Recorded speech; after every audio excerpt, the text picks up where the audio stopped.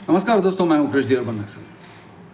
दोस्तों, हमारे देश में कई सारे लोग कंपनीज के केसेस से पीड़ित हैं। यानी कंपनी ने उनके ऊपर केस ठोक दिया है। कंपनी कहते हैं आप लोगों ने मानहानि किया। रीना कालरा और सुचिर कालरा रहते हैं दिल्ली में। उनके ऊपर केस किया है BSH house hold appliances manufacturing private limited ने। अब BSH house hold appliances manufacturing private limited हैं कौन? बॉश और साइमेंस के जो हाउस होल्ड अप्लायंसेस या होम अप्लायंसेस का जो विंग है, उसके ये लोग सब्सिडियरी हैं और उनका पेरेंट कंपनी का नाम है BSH हॉजर गराइट GmbH, जो जर्मनी में बेस्ड है। सुचिर और रीना कालरा के अगेंस्ट जो ये डिफेमेशन केस है, मानहानि का केस है, 2020 में जब कोरोना वायरस फैला हुआ था, सुचिर और रीना कालरा ने BSH house hold appliances manufacturing private limited को कांटेक्ट किया और कहा कि हमारा डिशवॉशर बंद पड़ा है। हमने ये डिशवॉशर 20 साल पहले ख़रीदा था। हम विदेश में रहते थे, वो सही चल रहा था, लेकिन यहाँ पर आके ख़राब हो गया है। उसे एक नए पार्ट की ज़रूरत है और वो नए पार्ट का नाम है एक्वास्टॉप। हमें लग रहा है कि एक्वास्टॉप काम नहीं कर रहा है, प्लीज़ आप किसी को भेजिए, बदल दीजिए। BSH हाउस होल्ड अप्लायंसेस वालों ने कहा कि हमारा आदमी आके, सर्विस पर्सनल आके चेक करेगा। इन्होंने कहा चेक करने की क्या ज़रूरत है, एक्वास्टॉप बदल दो भाई। आप बंदे को भेज रहे हो तो एक्वास्टॉप के साथ में भेजो।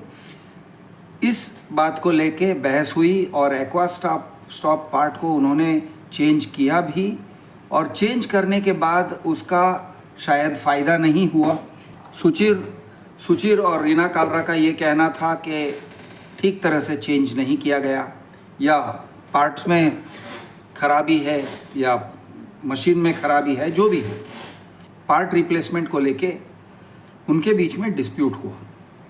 अब डिस्प्यूट में कौन सही है कौन गलत है वो मेरा कंसर्न नहीं है। हो सकता है कि कंपनी सही है, हो सकता है कि सुचिर और रीना कालरा सही है, लेकिन डिस्प्यूट में जो होता है, बोलाचाली, झगड़ा, वॉर ऑफ वर्ड्स जिसे हम कहते हैं, ये सब हुआ। सुचिर कालरा ने ट्वीट किया और कंपनी को ईमेल्स लिखे। ये कंपनी के साथ, यानी कि इंडियन बेस्ड जो कंपनी है BSH हाउस होल्ड अप्लायंसेस, उनके साथ में बहसबाजी हो रही थी। उन्होंने बहसबाजी को एस्केलेट किया पेरेंट कंपनी को, जर्मन बेस्ड BSH हॉजर गराट, उनको वो शिकायत करने लगे कि आपका जो इंडियन बेस्ड कंपनी है वो ठीक से काम नहीं कर रहा है। एक शिकायत कर रहे थे वो ईमेल्स पे, और ये भी शिकायत करने लगे ऑन ट्विटर, ट्वीट कर रहे थे। यानी अब मामले को उन्होंने पब्लिक में डाल दिया। हायर अप्स को ईमेल्स भेज रहे थे और ट्वीट भी कर रहे थे, और ट्वीट में कंपनी को टैग भी कर रहे थे। कंपनी वाले बड़े अपसेट हो गए। पहले उनको एक लीगल नोटिस भेजा और उसके बाद डिफेमेशन यानी मानहानि का केस कर ही दिया दिल्ली हाई कोर्ट में 2021 के साल में। क्या कंपनी सही था केस करने में, या कंपनी गलत था? केस करने का राइट तो हर किसी के पास है। हर कोई केस कर सकता है, चाहे सही हो या गलत हो, चाहे झूठा हो या सच्चा हो। भारत के का जो न्याय व्यवस्था है वो इस तरह से बनाया गया है कि झूठा केस करोगे तो भी झूठे केस को आप कम से कम 2-4 साल वैसे ही चला सकते हो, शायद उससे भी ज़्यादा, 10 साल भी शायद चला सकोगे। झूठे केस को आप चला सकोगे। जजेस ये तक नहीं पूछेंगे कि भाई साहब आप जिस मामले में केस कर रहे हो वो सच्चा है या झूठा है, ये केस बनता है या नहीं बनता है, ये तक मिलॉर्ड्स नहीं पूछेंगे, क्योंकि हमारी व्यवस्था वैसी है। भारत का जो सिविल प्रोसीजर कोड है, जिसको CPC कहते हैं, और CPC में कुछ इस तरह के प्रोविजंस हैं जिसको आप पूरी तरह से एक्सप्लॉइट कर सकते हो, और केस के अंदर उसका कोर, उसकी जो मेन बातें हैं, एकदम लेटर स्टेज में होने वाला है। मैं वो मेन पॉइंट्स को अभी उठा रहा हूँ और उन मेन पॉइंट्स के ऊपर मैं डिस्कस करना चाहता हूँ कि सुचिर कालरा का जो ट्वीट्स थे और सुचिर कालरा के जो ईमेल्स थे, क्या उनसे डेफेमेशन का केस बनता है या नहीं, ये मेरा सवाल है और मैं अपनी राय सुना रहा हूँ।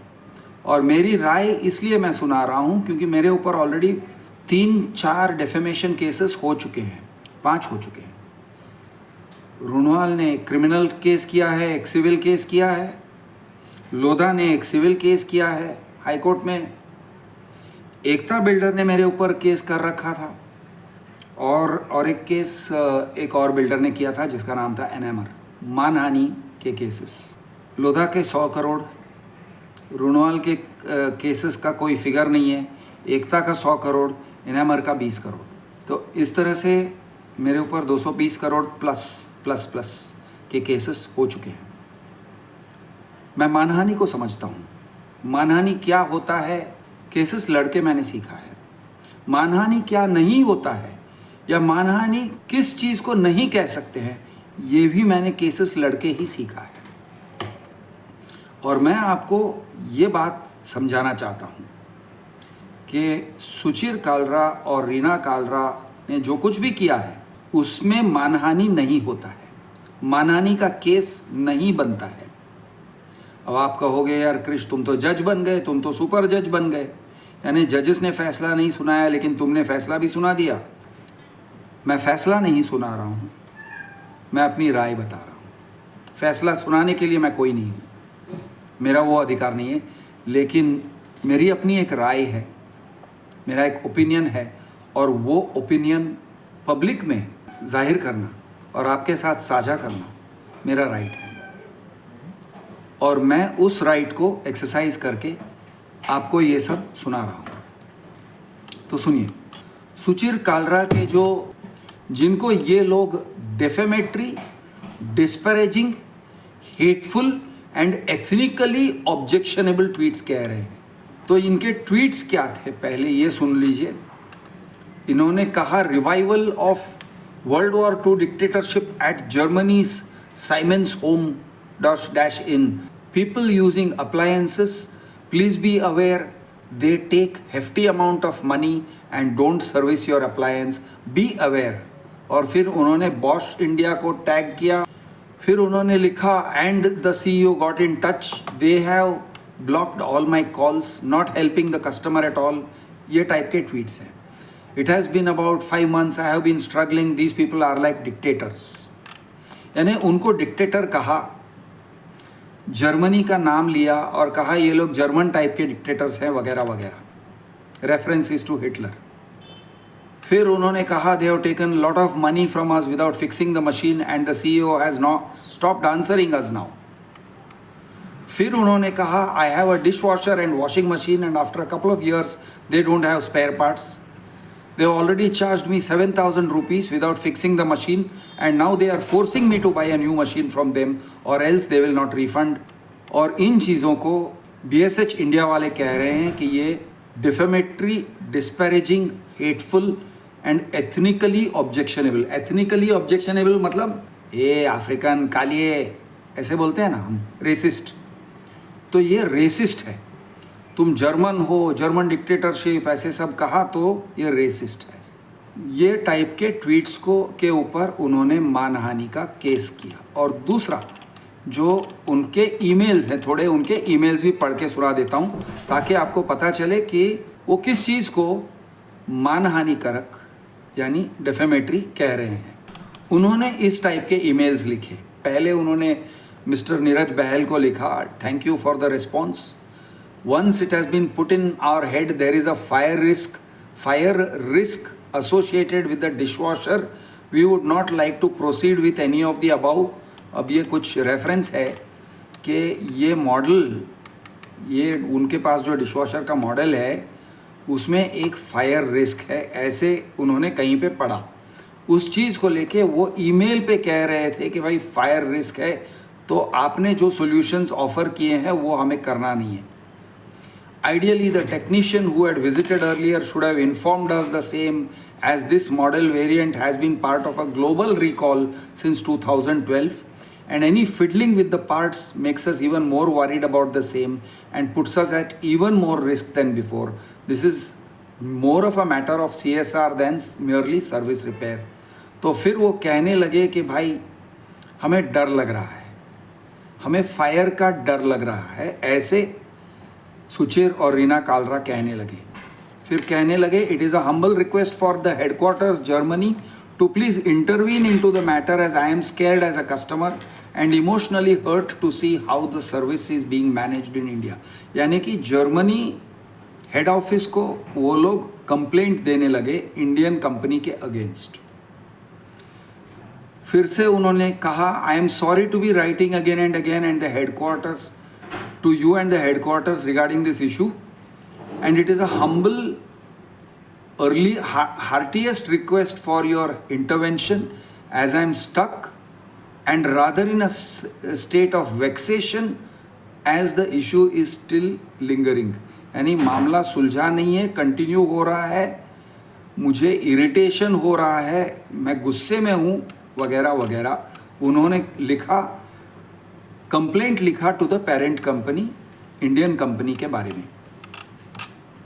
और फिर उनके ईमेल्स इस तरह के होने लगे कि फायर रिस्क और ये सब fire risk notification as per news articles and notifications issue released by BSH over their online channels. It is something that no one is taking seriously. I was utterly horrified to find that my machine was part of a global recall and is at a risk of fire। ये उन्होंने लिखा उनके German company को, यानी उन्होंने public को ये सब अभी तक लिखा नहीं था। और ट्विटर पे ये मैं मानता हूँ कि ये फायर रिस्क वगैरह लिखा ही नहीं, लेकिन उन्होंने ये जर्मन कंपनी को लिखा जिसकी वजह से इंडियन कंपनी का कहना है कि हमारी मानहानि हुई। उन्होंने लिखा, the past 3 months of experience with Siemens has spoiled the entire image of Siemens and I have always held in my mind, if BSH is using the brand name Siemens, they must know what is Siemens and what has made Siemens वगैरह वगैरह। तो यानी ये साइमेंस के इज्जत को Indian company ने मिट्टी में मिला दिया है, मोर और लेस इस तरह से कहना चाह रहे हैं।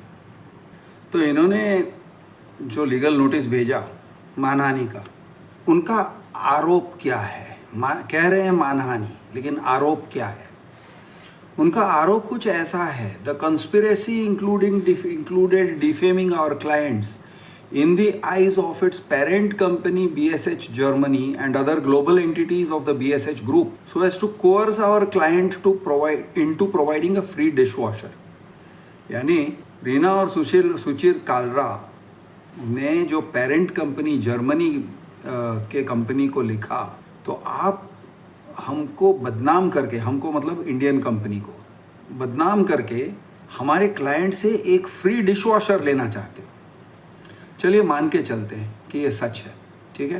यानी सुचिर कालरा और उनके मदर ने एक्चुअली ऐसे ही किया और इन्हीं इरादों से लिखा है, मान के चलते हैं। क्या ये मानहानि है? मैं कहता हूँ नहीं है। It is further made clear from the fact that you, the addressees, declined to avail the offer of getting a new dishwasher with a substantial discount of 25%। हमने आपको एक ऑफ़र दिया था कि 25% कम, 25% के डिस्काउंट पे हम आपको एक नया डिशवॉशर दे रहे हैं, लेकिन आपने मना कर दिया। In fact, you, the addressees, allege that by offering the discount, our client forced you into purchasing a new product। Plan of mounting undue and illegal pressure on social media, आप social media पे pressure डाल रहे थे in the hope that our client would provide a new dishwasher to you to avoid such a defamation at a public platform. अब मैं सुचिर कालरा और रीना कालरा की बचाव नहीं करना चाहता हूँ किसी भी सूरत में, ठीक है, मुझे कोई इंटरेस्ट नहीं है। मान के चलते हैं कि रीना और सुचिर कालरा ने झूठ बोला, मान के चलते हैं कि उनको एक नया डिशवॉशर चाहिए था और मुफ्त में चाहिए था। उनका मोटिव, उनका इरादा जो था वो बिल्कुल ही नेक नहीं था, ऐसे मान के चलते हैं। क्या इससे मानहानि साबित होता है? क्या इससे मानहानि साबित होता है? क्या झूठ बोलना मानहानि है? उसका जवाब है नहीं, ऐसा नहीं है। सिर्फ मानहानि है, सिर्फ और सिर्फ मानहानि कारक हो सकता है, झूठ बोलना मानहानि नहीं है। गलत इरादों से कुछ बोलना वो भी मानहानि नहीं है। फ्री डिशवॉशर पाने के उद्देश्य से ट्वीट करना और ट्वीट करके किसी कंपनी को डराना ये भी मानहानि नहीं है। Legal implications of publishing defamatory, disparaging, hateful and objectionable material. अब देखिए, डिफेमेटरी गैर कानूनी है, डिस्पैरेजिंग यानी कि क्रिटिसाइज करके नीचा दिखाना गैर कानूनी नहीं है। ठीक है, मेरा ट्वीट अगर डिस्पैरेजिंग है, अगर मैं कहूँ कि सीमेंस ना एक बड़ा बकवास कंपनी है, एकदम एक नंबर का बोगस कंपनी है, बॉश लेना ही नहीं चाहिए, किसी को भी नहीं लेना चाहिए, ये मैं डिस्पैरेजिंग कर रहा हूँ, ये डिस्पैरेजिंग है। इसके अगेंस्ट कोई कानून नहीं है, मैं डिस्पैरेज कर सकता हूँ, सीमेंस को कर सकता हूँ, बॉश को कर सकता हूँ, इंडियन कंपनी को कर सकता हूँ, कहीं भी कर सकता हूँ, हर जगह कर सकता हूँ, छत पे चढ़ के कर सकता हूँ। यानी जैसे कि यार नरेंद्र मोदी क्या है, नरेंद्र मोदी कुछ भी नहीं है कहना, यानी ये डिस्पैरेजिंग हो जाता है। डिस्पैरेजिंग कर सकते हो, हमारे देश में डिस्पैरेजिंग करते हैं, वो मानहानिकारक नहीं है, वो गैर कानूनी नहीं है। हेटफुल मतलब नफ़रत से भरा हुआ। हमारा रोज का पॉलिटिकल डिबेट जो चलता है वो नफ़रत से भरा हुआ है। रोज़ राहुल गांधी को पप्पू कहते हैं और मोदी को फेंकू कहते हैं। मानहानिकारक नहीं है। किसी पत्रकार को गोदी मीडिया कहना डिस्पैरेजिंग ज़रूर है, हेटफुल ज़रूर है। ऑब्जेक्शनेबल यानी आपत्तिजनक भी हो सकती है। अगर आप मोदी जी को अबे बूढ़े टकले तू क्या जानता है इस तरह से कहते हो, ट्वीट में कहते हो, आपत्तिजनक हो सकता है। अरे वो हमारे देश के प्रधानमंत्री है, तुमने ऐसे कैसे कह दिया देश के प्रधानमंत्री को, अबे साले टकले, आपत्तिजनक हो सकता है, मुझे पसंद नहीं आएगा, मैं नाराज़ हो जाऊंगा, लेकिन मानहानिकारक नहीं है। यानी डिस्पैरेजिंग, हेटफुल एंड ऑब्जेक्शनेबल पे कोई भी गुनाह नहीं बनता है। There is no crime, there is no offence. इन्होंने जो लिखा है, आप आर्ग्यू कर सकते हो कि इन्होंने BSH ग्रुप को आपत्तिजनक तरीके से लिखा, आपने डिक्टेटर कह दिया, जर्मन डिक्टेटर कह दिया, आपत्तिजनक हो सकता है। थ्रेटनिंग भी कह सकते हैं कि भाई मैं तुम्हारा पोल खोल दूंगा, तुम्हारा सच दुनिया के सामने रख दूंगा, थ्रेट भी कह सकते हो, थ्रेट भी हो सकता है, लेकिन मानहानिकारक फिर भी नहीं है। किसी गलत उद्देश्य से झूठ बोलना पब्लिक की नज़रों में, इंसान की नज़रों में गलत हो सकता है, लेकिन मानहानिकारक होने के लिए उसको एक अलग ही क्वालिफिकेशन होना चाहिए। अगर सुचिर कालरा ने ये कहा होता फॉर एग्जाम्पल कि बॉश एंड साइमेंस का जो पेरेंट कंपनी है ना, BSH जर्मनी, वो लोग अपना जो अकाउंट बुक्स है ना, वो अकाउंट बुक्स बड़ी टेढ़ी तरीके से लिख रहे हैं, इसको हम कुकिंग द बुक्स कहते हैं, मनी लॉन्ड्रिंग के उद्देश्य से अकाउंट बुक्स लिखते हैं। अगर ये कहा होता, अगर ये सच भी होता तो भी उनके अगेंस्ट केस बन सकता था, केस बनता है। हाँ, फिर उन्हें साबित करना होगा कि हमने जो कहा वो सच है, मेरे पास सचमुच में इनके अकाउंट बुक्स हैं, मैं अकाउंटिंग का एक्सपर्ट हूँ, मैं जानता हूँ कि वेयर कुकिंग द बुक्स क्या होता है, मेरे पास प्रूफ है कि ये लोगों ने सचमुच में मनी लॉन्ड्रिंग किया है, इसलिए मैं बोल रहा हूँ करके उन्हें प्रूव करना होता किसी कोर्ट के सामने। लेकिन ये आरोप लगाना मानहानिकारक हो सकता था, फॉर एग्जाम्पल। या फिर दूसरा एग्जाम्पल लेते हैं, अगर आप कहते हो कि साइमेंस एंड बॉश गाज़ा में बॉम्ब गिराने के लिए इजराइल को मटेरियल सप्लाई कर रहे हैं, एम्यूनिशन एंड आर्म सप्लाई कर रहे हैं, क्या ये मानहानिजनक हो सकता था? हो सकता था, अगर उन्होंने ऐसे कहा विदाउट एडिक्वेट प्रूफ। अगर उन्होंने प्रूफ के साथ कहा तो भी केस बनेगा, तो ये मानहानिकारक हो भी सकता है एक लिमिट में। वो लिमिट को पार कर दिया तो मानहानिकारक हो भी सकता है। ये मैं एग्जाम्पल्स दे रहा हूँ। लेकिन सुचिर कालरा और उसकी माँ सिर्फ एक कस्टमर हैं, एक डिश वॉशर के कस्टमर हैं। एक कस्टमर एक प्रोडक्ट को यूज़ कर रहा है और उस प्रोडक्ट को लेके कंपनी के साथ में उसका डिसएग्रीमेंट चल रहा है। उस डिसएग्रीमेंट के चलते शायद जोश में आके या शायद कुछ पाने के इरादे से, क्योंकि कस्टमर भी जीतना चाहते हैं, वो प्रेशर टैक्टिक्स है। तो प्रेशर करने के उद्देश्य से अगर कोई कस्टमर कहे कि ये फॉल्टी है, वो डिफेमेशन नहीं है, it is a difference of opinion.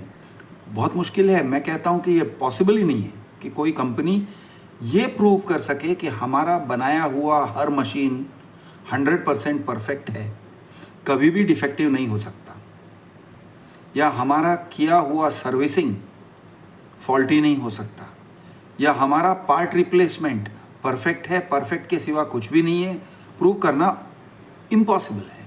क्योंकि जब आप 10 लाख, 20 लाख, 50 लाख मशीन्स बना रहे हो, होम अप्लायंसेस बना रहे हो, डिश वॉशर्स, मिक्सर्स वगैरह वगैरह, उसको असेंबल कहीं पे किया जाता है, उसका सर्विसिंग कोई करता है, उसका पार्ट रिप्लेसमेंट कोई कर रहा है।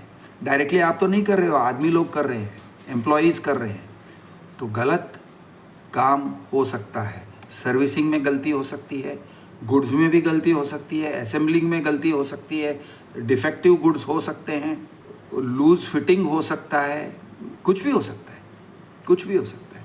तो आप ये नहीं कह सकते कि हमारे सर्विस को आपने क्यों क्रिटिसाइज़ किया, हमारे गुड्स को आपने कैसे क्रिटिसाइज़ किया, आपने हमारा मानहानि कर दिया, नहीं कह सकते हो। आप इस बात को कह ही नहीं सकते हो कि मानहानि है।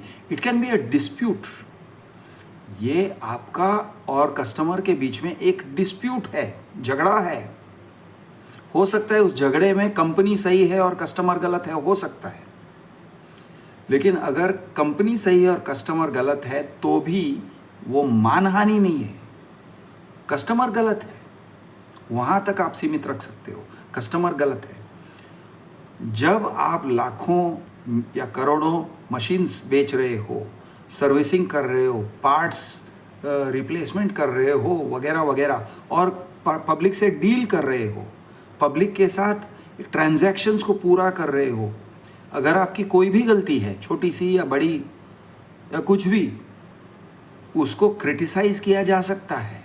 यानी आप कभी भी ऐसे नहीं कह सकते हो कि मेरा 100% प्रोसेस है, मेरा प्रोसेस कभी गलत नहीं हो सकता, और मेरे प्रोसेस को या मेरे प्रोडक्ट को क्रिटिसाइज़ करना मानहानि है, ऐसे आप नहीं कह सकते हो साहब, क्योंकि स्टैटिस्टिकली ये हो ही नहीं सकता है कि आप परफेक्ट हो, ये हो ही नहीं सकता।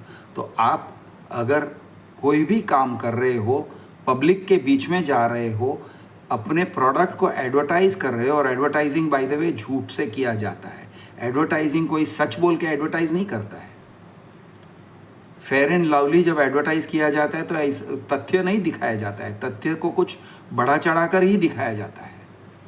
तो अगर कोई कह देता है कि यार ये फेयर एंड लवली काम नहीं करता है, तो आपके पास वो हक नहीं है, आप उस हकदार नहीं हो कि आप कहो हमारी मानहानि हो रही है और उस कस्टमर को कोर्ट में लेके जाओ।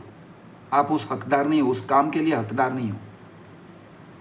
अगर कोई कस्टमर है, उसका कोई एक्सपीरियंस हो रहा है, वो एक्सपीरियंस कर रहा है किसी कंपनी के साथ, किसी कंपनी के रिप्रेजेंटेटिव के साथ, कंपनी के प्रोड्यूस किए हुए मशीन के साथ, या प्रोसेस जैसे कि पार्ट्स रिप्लेसमेंट के साथ, कोई भी एक्सपीरियंस अगर हो रहा है, तो उस एक्सपीरियंस की निंदा करना, क्रिटिसाइज करना उसके फ्रीडम ऑफ स्पीच में आ जाता है। मार्केट इसी तरह से चलता है साहब, बहसबाजी से ही मार्केट चलता है। मार्केट में लोग बहस करते हैं, तू मैं करते हैं, और आप उसी मार्केट के एक हिस्सेदार हो। चाहे आपका नाम जितना भी अच्छा क्यों ना हो, आप बॉश हो, आप सीमेंस हो, आपका बहुत बड़ा नाम है, हो सकता है, लेकिन आप मार्केट से ऊपर नहीं हो। कस्टमर का फ्रीडम ऑफ स्पीच है कि वो आपकी निंदा करेगा, भला बुरा कहेगा, गुस्से में आके कुछ भी कह देगा। वो डिफेमेशन यानी कि मानहानि नहीं है। वो आपके सुपीरियर्स को ईमेल लिखेगा, वो मामले को एस्केलेट करेगा, कहीं भी एस्केलेट करेगा। यानी इंडियन कंपनी के खिलाफ जर्मन कंपनी को उसने, पेरेंट कंपनी को उसने कंप्लेंट लिखा, ये तो ठीक था। वो प्रधानमंत्री को भी लिख सकता था, वो जर्मनी के चांसलर को भी लिख सकता था। वो मानहानि नहीं है, ये कस्टमर का हक है। लोग रेगुलरली किसी के अगेंस्ट कंप्लेंट करते हैं तो सीएमओ, पीएमओ को, पुलिस कमिश्नर वगैरह को तो लिख ही देते हैं। ये नॉर्मल है, एस्केलेट करने का तरीका है। और आप अगर उसे प्रेशर टैक्टिक कहते हो तो चलो प्रेशर टैक्टिक ही सही, लेकिन प्रेशर टैक्टिक मानहानि नहीं है। प्रेशर टैक्टिक है। तो एक है उसका फ्रीडम ऑफ स्पीच, दूसरा ये पब्लिक इंटरेस्ट में है। पब्लिक इंटरेस्ट क्योंकि पब्लिक का बहसबाजी करना मार्केट के लिए अच्छा है। पब्लिक का रिव्यू करना, किसी प्रोडक्ट के बारे में कहना, सच हो या झूठ हो, सच्चाई की ज़रूरत नहीं है। It's not a compulsory thing. झूठ भी बोलते हैं, कंपनीज भी झूठ बोलते हैं, अपने ब्रोशर्स में झूठ बोलते हैं, अपने एडवर्टीजमेंट्स में झूठ बोलते हैं, बार बार झूठ बोलते हैं, बड़ी बड़ी हस्तियों के मुंह से झूठ कहलवाते हैं। अमिताभ बच्चन को ब्रांड एम्बेसडर बना के, अक्षय कुमार को ब्रांड एम्बेसडर बनाकर झूठ बोलते हैं कंपनियां। तो वो झूठ अगर आप बोल सकते हो तो कस्टमर भी झूठ बोल सकता है। अगर अमिताभ बच्चन बिना किसी चीज़ को ट्राई किए कह सकता है कि ये बहुत सुंदर चीज़ है, वाह वाह वाह, तो उसी चीज़ की निंदा कोई कस्टमर कर सकता है और वो झूठी निंदा हो सकती है, लेकिन वो मानहानि नहीं है। और आपके पास कोई हक नहीं है कि आप कहो कि ये मानहानिकारक है, चाहे वो झूठा क्यों ना हो। पब्लिक इंटरेस्ट में है कि बहसबाजी हो एक प्रोडक्ट के बारे में, हर एक प्रोडक्ट के बारे में, हर एक सर्विस के बारे में, कंपनी के हर एक एस्पेक्ट के बारे में, उनके बर्ताव के बारे में, वो किस तरह से पब्लिक से डील करते हैं उसके बारे में बहसबाजी होना ज़रूरी है। ये मानहानिकारक नहीं है, ये ज़रूरी है। Number 3, justifiable opinion. एक कस्टमर का ओपिनियन हो सकता है कि एक प्रोडक्ट बड़ा बकवास है, चाहे उसने प्रोडक्ट यूज़ ना किया हो। फॉर एग्जांपल, मैं नेट पे जाता हूँ, बॉश का कोई मशीन देखता हूँ, वॉशिंग मशीन देखता हूँ, मैं उसके डिज़ाइन को देखता हूँ और कहता हूँ अरे यार ये क्या बकवास डिज़ाइन बनाया है।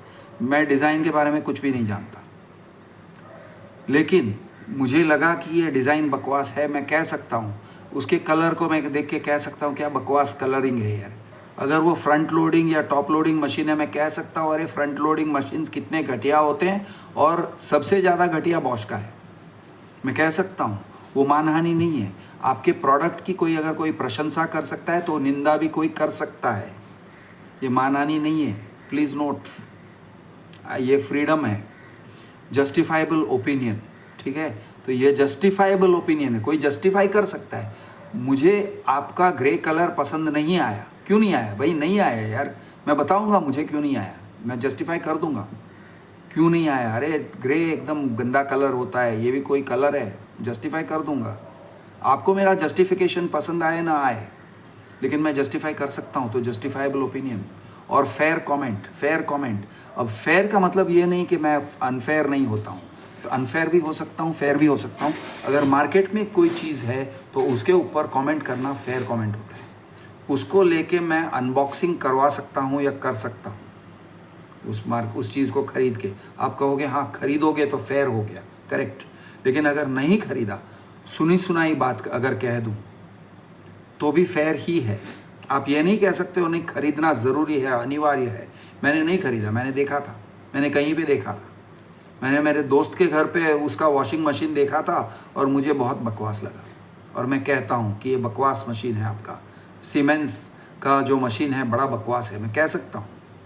It is with in fair comment, क्योंकि आप पब्लिक में एक प्रोडक्ट रखते हो तो उस प्रोडक्ट की प्रशंसा भी की जाएगी और निंदा भी की जाएगी, उसको फेयर कमेंट कहेंगे। That is fair comment. आप कोई एडवर्टाइज करते हो किसी भी प्रोडक्ट को तो उस प्रोडक्ट की निंदा भी की जा सकती है। एडवर्टाइजमेंट करके अगर उसका रेपुटेशन बिल्डअप कर सकते हो तो उसी तरह से उसका रेपुटेशन तोड़ा भी जा सकता है। नेगेटिव एडवर्टाइजमेंट, अगर एडवर्टाइजमेंट जायज़ है तो नेगेटिव एडवर्टाइजमेंट भी जायज़ है। जितना एडवर्टाइजमेंट जायज़ है, आप पैसे देके ही एडवर्टाइजमेंट करवा रहे हो ना, कोई उसी चीज़ का नेगेटिव एडवर्टाइजमेंट भी कर सकता है। अपने मन से कर सकता है। वो कह सकता है मैं ट्विटर पे कैंपेन चलाऊंगा, boycott Bosch, boycott siemens, justifiable है। आप ये नहीं कह सकते हो डिफेमेटरी है, ये जस्टिफाइबल है, ये फेयर कमेंट है। Freedom of speech, number 2 public interest, number 3 fair comment, number 4 justifiable opinion. ये 4 जो कैटेगरीज हैं। नंबर 5 क्या है? ट्रुथ, अगर सच है। लेकिन मैं सच की रिक्वायरमेंट को बहुत ज़्यादा नहीं मानता हूँ, क्योंकि सच को साबित करना पड़ता है। तो सच को साबित करने के अगर करोगे तो सीमेंस, बॉश या किसी भी कंपनी के बारे में कुछ भी कह सकते हो, अगर आप साबित कर सकते हो। फॉर एग्जाम्पल, अगर आप कहना चाहते हो सीमेंस और बॉश ने खुद एक प्लेन भेज के गाजा स्ट्रिप पे बॉम्बिंग किया, अगर आपने ऐसे कह दिया, अब ये हो गया मानहानिकारक। लेकिन क्या ये सच है? क्या आपके पास प्रूफ है? क्या आप प्रूफ से कह सकते हो? क्या आपके पास सारे प्रूफ्स हैं कि प्लेन था, उनके पास ये था, वो था? आप प्रूफ के साथ कह सकते हो। अगर प्रूफ के साथ कह सकते हो तो ये डिफेमेटरी स्टेटमेंट, जिसको जो मानहानिकारक है, वो भी कर सकते हो। लेकिन इसीलिए क्योंकि वो एक बहुत ही एक्सट्रीम सिनेरियो हो जाता है, ट्रुथ की ज़रूरत नहीं है। ये 4 काफ़ी है। Freedom of speech, public interest, justifiable opinion, fair comment, ये 4 काफ़ी हैं आपके लिए और मेरे लिए कोई भी चीज़ किसी भी कंपनी के बारे में कहने के लिए, जनरली एज कस्टमर्स। ठीक है, कुछ चीज़ें कहोगे तो ज़्यादा रिस्क होता है। फॉर एग्जाम्पल, आप अगर फ्रॉड कहोगे, चीटिंग कहोगे, थोड़ा सा रिस्क बढ़ जाता है मानहानि का। जज बोलेंगे तुम चीटिंग कह रहे हो ना, प्रूव करो। तो चीटिंग का एक एग्जैक्ट टेक्निकल डेफिनेशन है। कोई भी चीज़ को तो आप चीटिंग नहीं कह सकते हो। आम जनता किसी भी चीज़ को चीटिंग कह देते हैं। आम जनता किसी भी चीज़ को टॉर्चर भी कह देती है। आपके अगेंस्ट मानहानि का केस बन सकता है। इसलिए शब्दों से थोड़ा सा बच के रहिए। चीटिंग, फ्रॉड, फोर्जरी, अगर आपके पास प्रूफ है तो बोलिए फोर्जरी है, नहीं तो ज़रा बच के रहिए। ये टाइप के टेक्निकल शब्दों से बच के रहिए। लेकिन आप अपनी स्टोरी समझाते हो, किसी को भी कंप्लेंट करते हो, कंपनी के डायरेक्टर्स को कंप्लेंट करो, या कंपनी के हायर अप्स को कंप्लेंट करो, या पेरेंट कंपनी को कंप्लेंट करो, या even chief minister, prime minister को कंप्लेंट करो, या कंज्यूमर मिनिस्ट्री में कंप्लेंट करो, अलाउड है, डिफेमेशन नहीं है। कंक्लूजन मैं जो कह रहा हूँ ये है, ये जो कंपनी है BSH house hold appliances manufacturing private limited India, यानी BSH इंडिया जिसको शॉर्ट में कहते हैं, उन्होंने जो काम किया सुचिर और रीना कालरा के ऊपर डिफेमेशन केस करके, उन्हें कोर्ट में घसीट के, उन्हें परेशान करके, ये उन्होंने अच्छा नहीं किया, ये उन्होंने गलत किया। और अगर ये गलत काम करने से उनकी बदनामी होती है, क्योंकि उनकी इस गलत काम के ऊपर मैं अब क्रिटिसिज्म कर रहा हूँ, तो ये बदनामी उनकी वेल डिज़र्व्ड है, ये बनता है। क्योंकि ये काम उन्होंने अपने कस्टमर्स पे डिफेमेशन केस करके, गलत काम करके, उन्होंने खुद अपने मुंह के ऊपर कालिक पोता है। मैं सिर्फ उनके गलत काम को पब्लिक के सामने लाके उसे जाहिर कर रहा हूँ। गैरकानूनी नहीं है, गैरकानूनी नहीं है, ये लोग केस कर सकते हैं, कानूनी है, लेकिन गलत है, अनैतिक है, व्यवहार में पूरी तरह से गलत है। पब्लिक के साथ इस तरह से व्यवहार नहीं करना चाहिए। This is not the way to deal with public. तो इन्होंने जो काम किया है उसकी मैं निंदा करता हूँ, कड़ी निंदा कर रहा हूँ, उसका तिरस्कार कर रहा हूँ। मैं हूँ आपका दोस्त कृष्णदेव अर्बन नक्सल। जय महाराष्ट्र, जय हिंद, जय जवान, जय किसान।